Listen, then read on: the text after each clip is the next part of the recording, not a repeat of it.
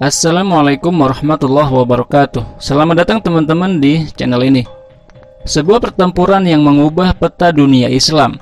Sebuah halaman sejarah baru telah ditulis oleh umat Islam dalam pertempuran ini. Pertempuran ini membuka negeri Irak bagi umat Islam, dan bersamaan dengan itu hancur pula kekuatan pasukan Kekaisaran Persia. Kencangkan ikat pinggang Anda dan bersiaplah karena perjalanan kali ini ke tanah Qadisiyah. Sebelum kita mulai, jangan lupa untuk mendukung kami dengan menekan tombol like, subscribe bagi yang belum, tuliskan komentar di kolom komentar, dan jangan lupa membagikan video ini kepada teman-teman Anda, agar video ini bisa bermanfaat bagi lebih banyak orang. Pada masa kekhalifahan Abu Bakar As-Siddiq dan Khalifah pertama Umar, telah terjadi bentrokan militer antara Muslim dan Persia. Sebuah langkah besar telah dibuat oleh umat Islam, sehingga umat Islam berhasil membuka banyak wilayah baru di Irak. Meskipun umat Islam mendapatkan kemenangan, namun belum ada pertempuran yang menentukan siapa di antara pasukan Muslim dan pasukan Persia yang lebih kuat.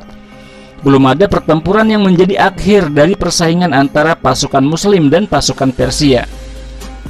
Pasukan Persia pun masih menguasai banyak tempat di wilayah Irak. Agar umat Islam dapat dengan bebas menjalankan kegiatan mereka, maka mau tidak mau umat Islam harus menghadapi pasukan Persia untuk bisa benar-benar menguasai seluruh wilayah Irak.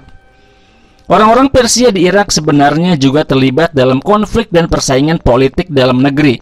Meskipun sebagian dari pemimpin Persia bermusuhan, namun mereka semua bersepakat dalam satu hal. Mereka bersepakat untuk memerangi orang-orang Muslim dan menghentikan dakwah Islam di Irak.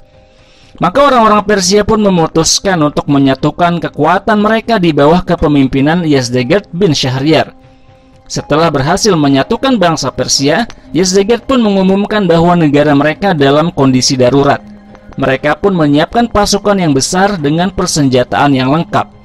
Pimpinan pasukan Persia diserahkan kepada Rustum the Armenian karena pengalaman perangnya dan kemampuannya yang mumpuni dalam mengatur taktik perang.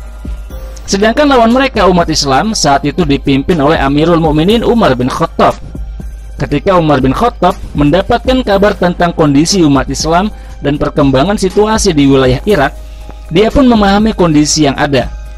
Dan dia pun menyadari bahwa posisi umat Islam di Irak masih cukup mengkhawatirkan.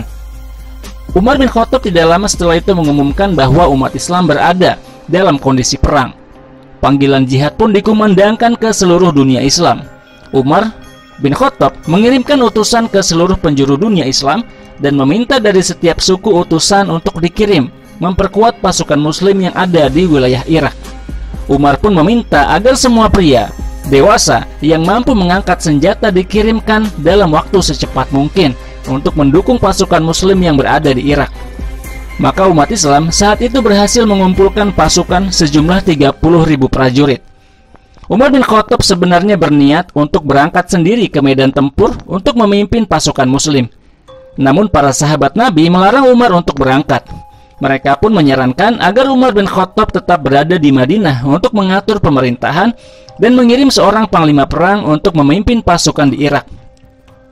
Maka setelah itu Umar bin Khattab pun memutuskan untuk mengirim Sa'ad bin Abi Waqqas ke Irak untuk memimpin pasukan Muslim.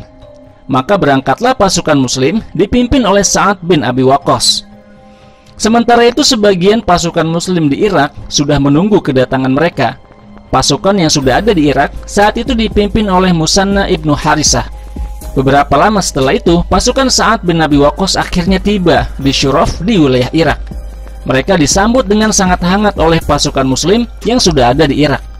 Saat itu jumlah mereka akhirnya mencapai 36.000 pasukan. Maka setelah itu mereka pun bersiap-siap untuk bergerak menuju Qadisiyah. Pemilihan Qadisiyah untuk menjadi medan pertempuran bukan pilihan sembarangan. Qadisiyah dipilih dengan alasan-alasan strategis. Saat pasukan Muslim dan pasukan Persia berhadapan di Qadisiyah, pasukan Muslim berada dalam posisi yang diuntungkan. Mereka dapat mundur jika mereka terdesak, sedangkan pasukan Persia jika terdesak, maka mereka tidak bisa mundur karena di belakang mereka ada sungai Efrat. Setelah itu umat Islam pun mengirimkan surat kepada Kaisar Persia Yazdegerd. Surat itu berisi ajakan untuk masuk Islam. Jika Kaisar Persia menolak, maka Kaisar Persia Yazdegerd dipersilakan untuk membayar jizyah, dan jika menolak juga, maka tidak ada jalan lain selain perang terbuka melawan pasukan Muslim. Tentu saja kita semua mengetahui bahwa Kaisar Persia menolak untuk masuk Islam dan juga menolak untuk membayar jizyah. Maka tidak ada pilihan lain bagi kedua pihak selain perang. Maka Panglima Persia Rustum mulai mempersiapkan pasukannya untuk menghadapi pasukan Muslim. Pasukan Persia yang dipersiapkan oleh Rustum sangat besar. Jumlahnya mencapai 90.000 sampai 120.000 prajurit. Tidak hanya itu, pasukan Persia juga diperkuat dengan pasukan gajah sejumlah 40 gajah besar.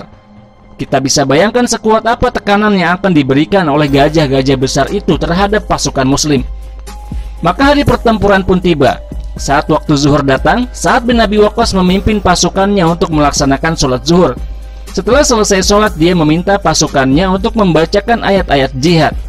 Ayat-ayat jihad tersebut mendatangkan semangat dan ketenangan di dalam diri para prajurit Muslim. Mereka pun menjadi semakin siap untuk menghadapi pasukan musuh. Namun tanpa diduga, Sa'ad bin Abi Waqqas terkena penyakit abses, yaitu semacam kantong sempit berisi nanah yang berkumpul di jaringan organ atau tubuh di dalam tubuh manusia. Hal ini membuat Sa'ad tidak mampu turun langsung dalam perang. Namun demikian, Sa'ad akhirnya menetap di sebuah benteng yang sangat dekat dengan medan pertempuran. Sa'ad bin Abi Waqqas menunjuk Sa'ad bin Arfatah sebagai panglima perang pengganti dirinya. Hari pertama. Di hari pertama, umat Islam menggemakan takbir. Sa'ad bin Abi Waqqas pun berdiri di atas benteng dan meneriakkan takbir untuk memberikan motivasi kepada pasukan Muslim. Pasukan Muslim pun meneriakkan takbir menjawab takbir Sa'ad bin Abi Waqqas. Pasukan Muslim pun merapihkan barisan mereka dan bersiap menghadapi pasukan musuh. Sa'ad pun meneriakkan takbirnya yang kedua dan dijawab dengan takbir yang lebih keras dari pasukan Muslim. Sementara itu orang-orang Persia hanya terdiam melihat semangat juang orang-orang Muslim. Setelah itu Sa'ad meneriakkan takbirnya yang ketiga dan pasukan Muslim pun bersiap-siap untuk berperang dan mengangkat pedang mereka. Sebagaimana kebiasaan perang-perang di masa lalu, sebelum perang terbuka dimulai, terjadi duel terlebih dahulu antara kedua pasukan. Duel dilakukan 1 lawan 1. Masing-masing pasukan menampilkan prajurit terbaik mereka untuk bertarung 1 lawan 1 melawan pasukan musuh. Dari pasukan Muslim muncul Robi'ah bin Utsman, salah satu prajurit terkuat pasukan Muslim saat itu. Maka duel yang sengit pun terjadi, dan Robi'ah bin Utsman akhirnya mampu menaklukkan prajurit Persia yang menjadi lawannya. Kemenangan Robi'ah bin Utsman tentu saja menimbulkan ketakutan di dalam pasukan Persia. Setelah itu duel kedua dilakukan. Dari pasukan Muslim majulah seorang prajurit bernama Ghalib bin Abdullah. Sedangkan dari pasukan Persia maju salah seorang jenderal mereka, Hurmuz, yang merupakan salah satu raja Persia yang berkuasa di wilayah Bab di samping Laut Qazwin. Maka terjadi duel yang sangat sengit, hingga akhirnya Hurmuz pun tewas terbunuh di tangan Ghalib bin Abdullah. Mahkotanya pun direbut sebagai bagian dari harta rampasan perang. Kematian Hurmuz, salah satu raja mereka, menimbulkan ketakutan dan kecemasan di dalam pasukan Persia. Dan setelah itu, perang terbuka pun dimulai. Rustum memberikan arahan untuk memukul pasukan sayap kanan umat Islam. Pasukan Persia selanjutnya menghujani pasukan Muslim dengan tembakan-tembakan panah. Setelah itu 16 gajah Persia maju bersama pasukan perang menghantam sisi kanan dari pasukan Muslim. Pukulan itu sangat keras bagi pasukan Muslim.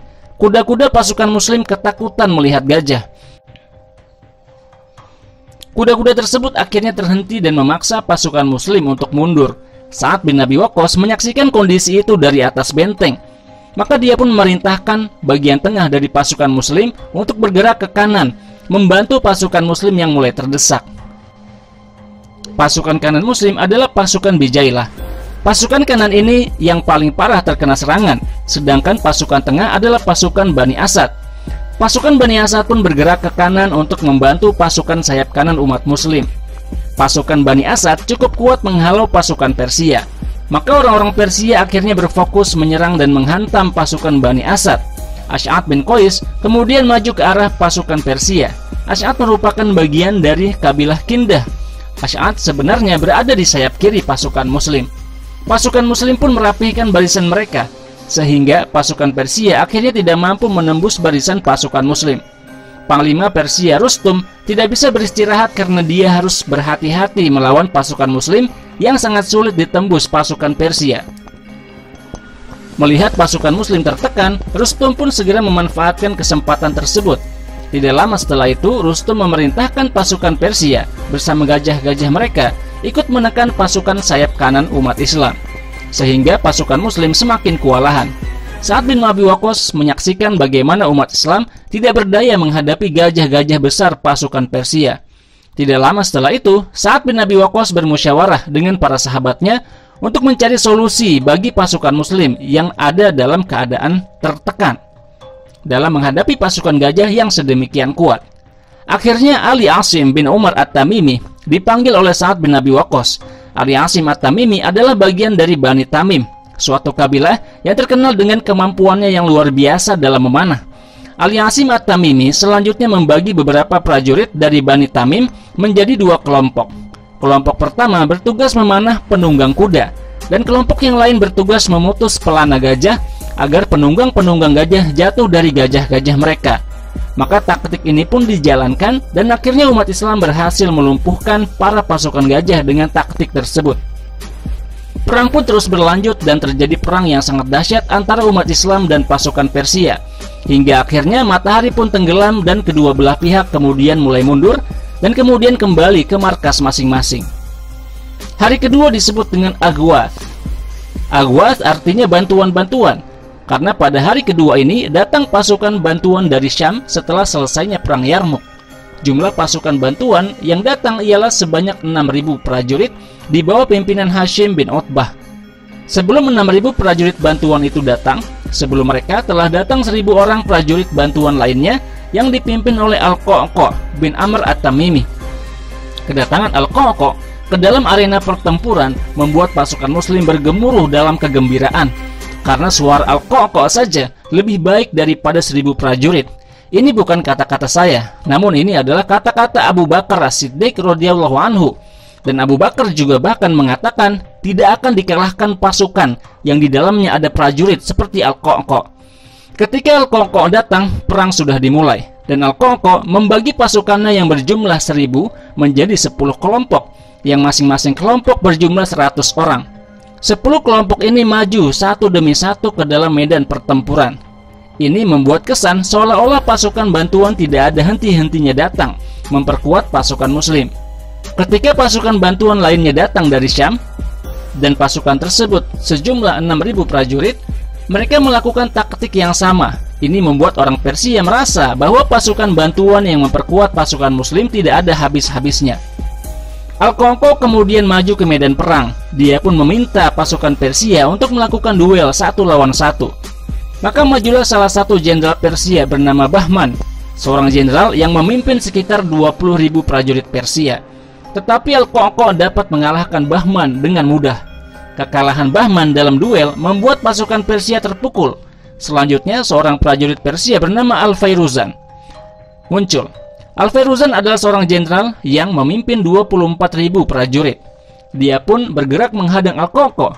Tidak lama setelah itu Al-Qa'qa' menebas pedangnya dan Fairuzan jatuh tersungkur. Al-Qa'qa' terus menantang pasukan Persia untuk berduel.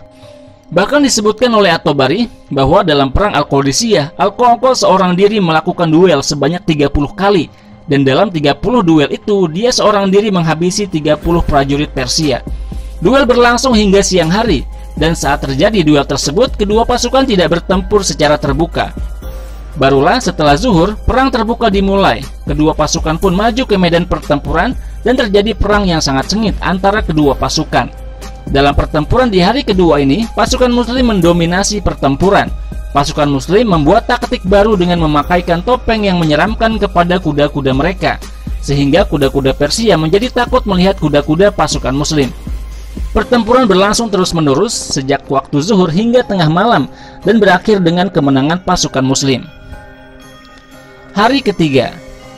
Hari ketiga disebut dengan Amas, yang berarti perang yang sangat dahsyat.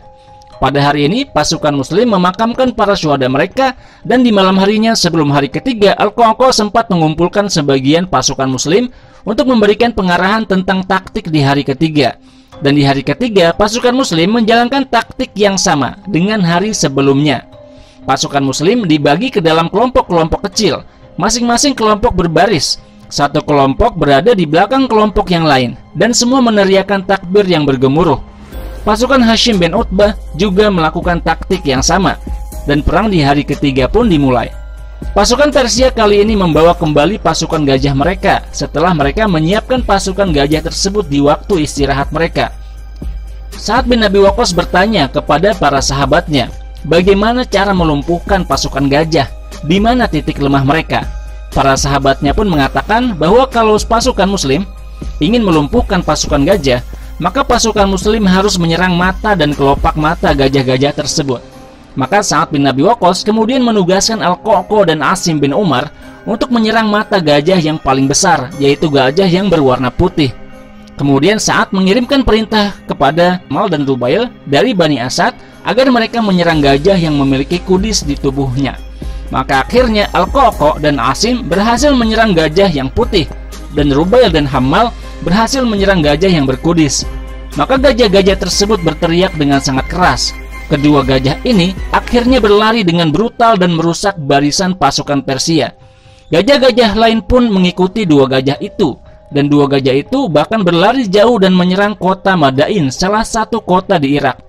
Maka medan pertempuran pun menjadi kosong dari para gajah, dan pasukan muslim pun mengeluarkan semua kemampuan mereka menyerang pasukan Persia dengan serangan yang sangat dahsyat. Peperangan di hari ketiga berlangsung sangat panjang. Umat Islam dan pasukan Persia bertarung dengan seluruh tenaga mereka. Hari ketiga benar-benar merupakan hari yang berat bagi kedua pasukan. Dan peperangan di hari ketiga juga berlangsung lebih lama. Peperangan ini di hari ketiga berlangsung sepanjang malam tanpa henti. Sa'ad bin Abi Waqqas dan Rustum tidak mampu lagi memantau jalannya peperangan secara langsung. Sa'ad bin Abi Waqqas sangat khawatir dengan keadaan pasukan muslim. Sa'ad bin Abi Waqqas tidak tidur sepanjang malam dan terus berdoa untuk keselamatan pasukan muslim.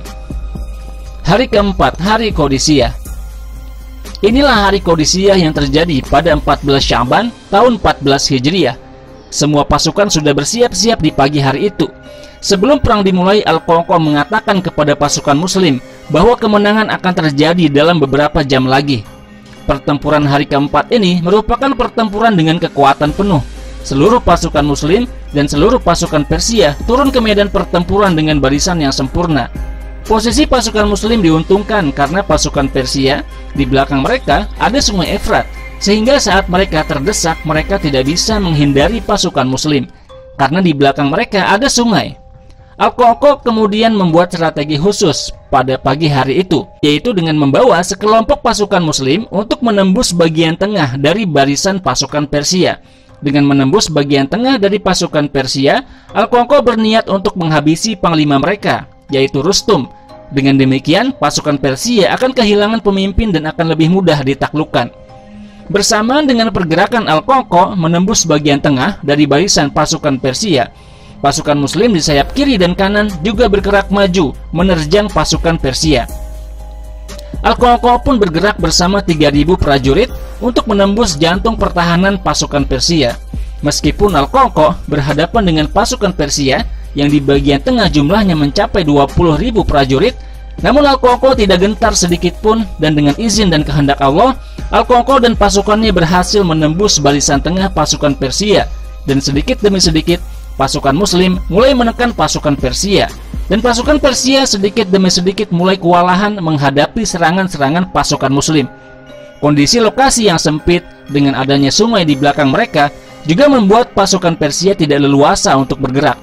Sementara itu pasukan sayap kiri dan kanan juga menekan pasukan Persia dengan tekanan yang dahsyat, sehingga mereka tidak bisa menahan pasukan Al-Qa'qa' yang berada di tengah untuk menembus jantung pertahanan pasukan Persia. Hingga akhirnya Al-Qa'qa' bersama 1.000 orang prajurit dalam kelompoknya berhasil menembus jantung pertahanan pasukan Persia dan mendekati kemah Rustum. Ketika Rustum melihat pasukan muslim mulai mendekat, Rustum pun lari dan kabur ke arah sungai Efrat. Pasukan muslim akhirnya sampai di kemah Rustum dan mendapati bahwa Rustum tidak ada di tempat. Maka Hilal bin Alqamah mengejar Rustum dan memukul Rustum dengan sabetan pedangnya tepat di kepalanya. Hilal pun berteriak dengan teriakannya yang terkenal, "Qataltu Rustum Rabbil Ka'bah. Qataltu Rustum Rabbil Ka'bah." Aku telah membunuh Rustum demi Tuhannya Ka'bah. Ketika Jenderal Persia melihat bahwa panglima mereka Rustum telah tewas, dia pun memerintahkan pasukan Persia untuk mundur ke arah sungai. Maka pasukan Muslim pun menghujani mereka dengan anak panah dan serangan-serangan mematikan, dan ribuan pasukan Persia tewas tenggelam di sungai. Maka berakhirlah perang Qadisiyah setelah 4 hari 3 malam. Dari pasukan Muslim terdapat 8.500 prajurit yang mati syahid. Sedangkan dari pasukan Persia terdapat 40.000 prajurit yang tewas di medan perang. Peristiwa perang Qadisiyah ini menjadi awal dari perubahan besar yang terjadi di Irak. Pintu dakwah Islam di Irak terbuka lebar setelah peristiwa Qadisiyah. Dan setelah peristiwa Qadisiyah, kekaisaran Persia benar-benar berakhir. Bayangkan betapa beratnya perjuangan para pejuang Muslim dalam menyebarkan dakwah Islam. Dan bayangkan betapa lelahnya kami membuat video ini agar peristiwa sejarah penting ini dapat disampaikan dalam bentuk yang lebih mudah dipahami. Maka dukung terus perjuangan kami dengan menekan tombol like, subscribe bagi yang belum, tinggalkan komentar di kolom komentar, dan beritahu kami konten apa yang ingin Anda lihat di video-video selanjutnya. Sampai ketemu lagi di video selanjutnya insyaallah. Saya Muhammad Isdian Muttaqin. Wassalamualaikum warahmatullahi wabarakatuh.